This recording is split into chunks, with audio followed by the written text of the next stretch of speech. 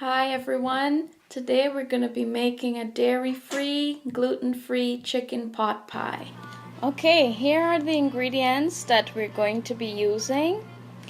I'll start with the star of the show, which is the tarragon. Now mine is a little dried by now, but when it was fresh I did a lovely caramelized onion and tarragon chicken stew, and it was great.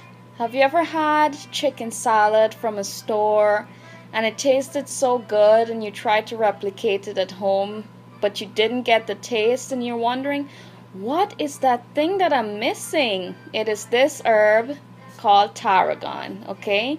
So you're gonna need this for your chicken pot pie.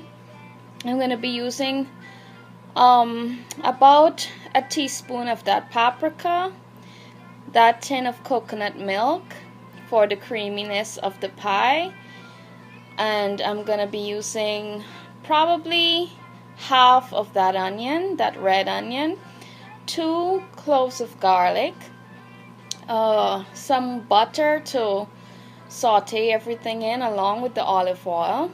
I have there behind there 2 large chicken breasts. So I basically cut them into half down the sides, and I kind of butterflied them and froze them in chicken stock. So I'm gonna let that thaw off before I use it and cut it into chunks. I'm gonna be using that pack of mixed vegetables. Here I have the Live G Free. It's a gluten-free biscuit mix, and I'm gonna be using this for the crust. So I'll make it just the way they said on the box, and I'm gonna put it over the pot pie filling and bake it in the end.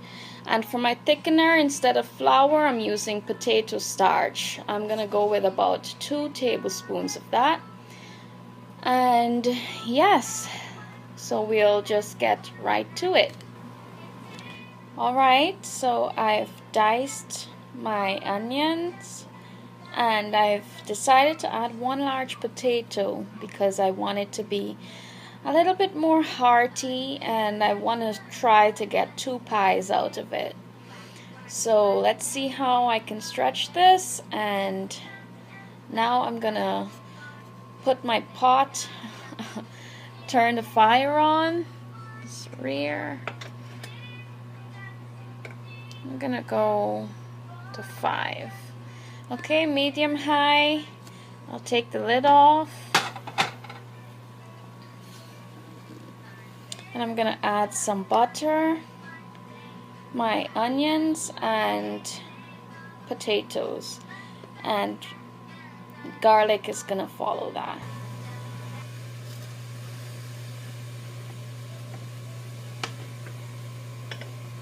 Gonna put some oil in there.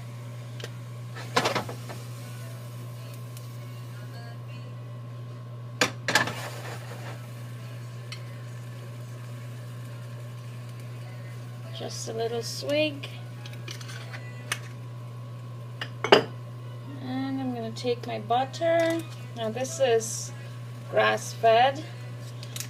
I buy both the grass-fed and the normal butter.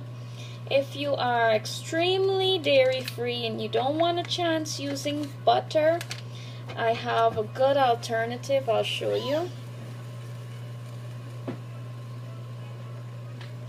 Here I have a dairy-free butter. It's called Earth Balance, and I've used it quite a bit because I've been cooking for someone else that can't eat dairy right now. So you can use this as an alternative to the butter, or you can just go with oil. Okay?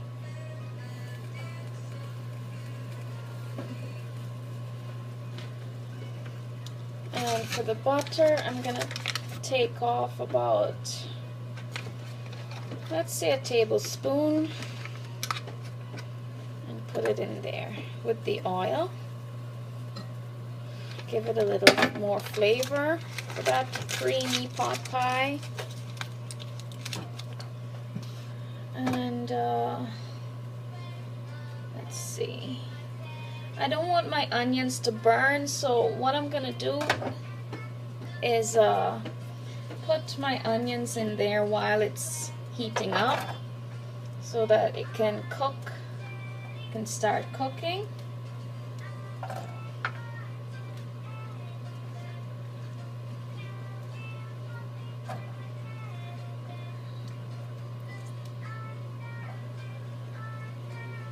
And I'm gonna put my potatoes in there also.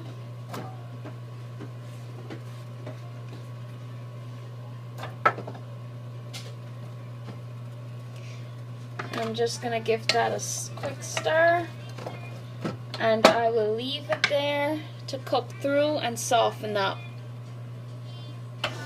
We are going to talk a little bit about the tarragon. Now, it has a sort of sweet smell to it. It's pretty aromatic, but it's not like rosemary. It's something that you can, tarragon is a very delicate herb. As you can see, mine is half dead right now.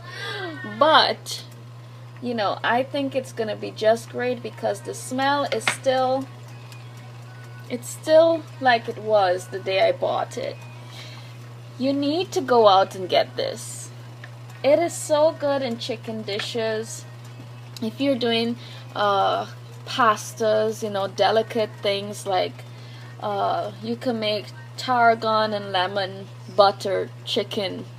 You can make lemon tarragon risotto. You can really get a good use out of this herb. You can use it in pastas with chicken. I'm not sure it goes too well with fish. I think we'd be looking at another herb called dill. Dill pairs well with fish especially, you know.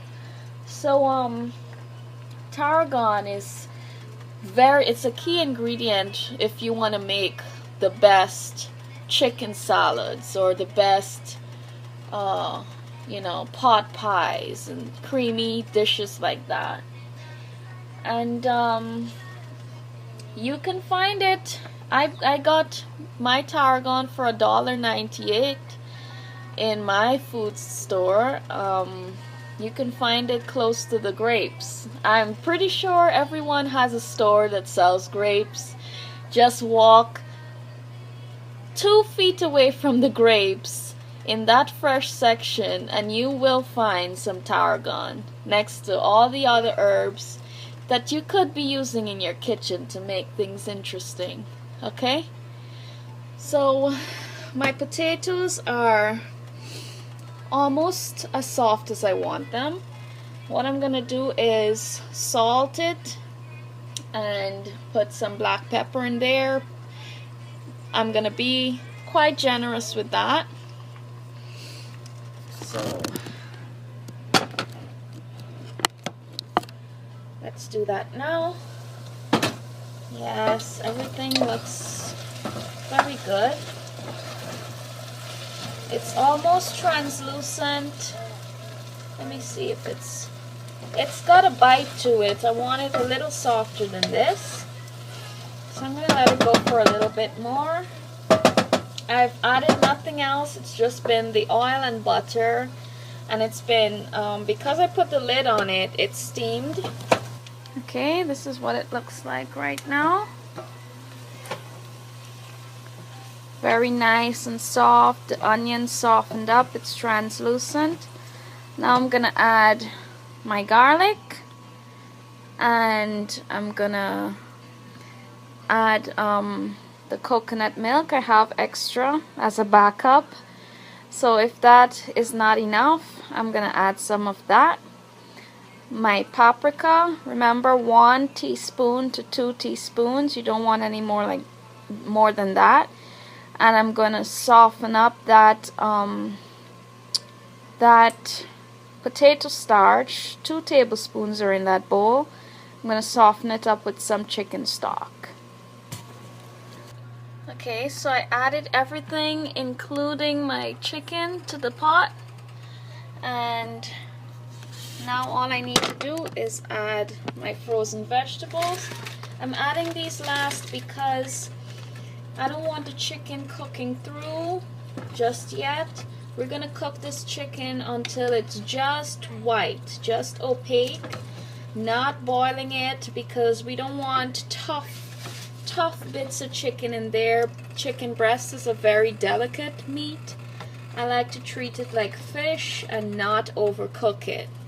Okay, so adding these frozen vegetables in last is gonna cool things down in the pot.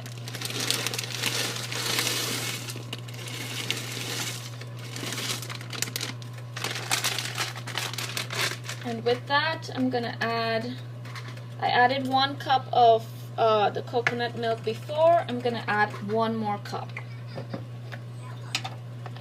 Remember, I'm making 2 pies, so you may want to scale things down a bit to your liking when you do your pot pie.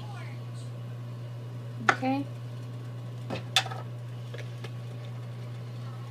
Let's see how it is now. Yes, that's good.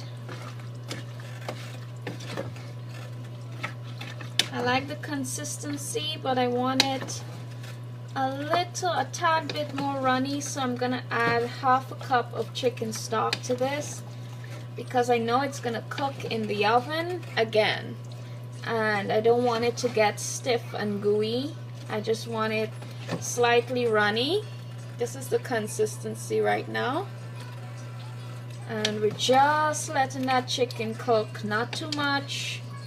It's still pink, but it's white. It's getting white. That's the way we want it.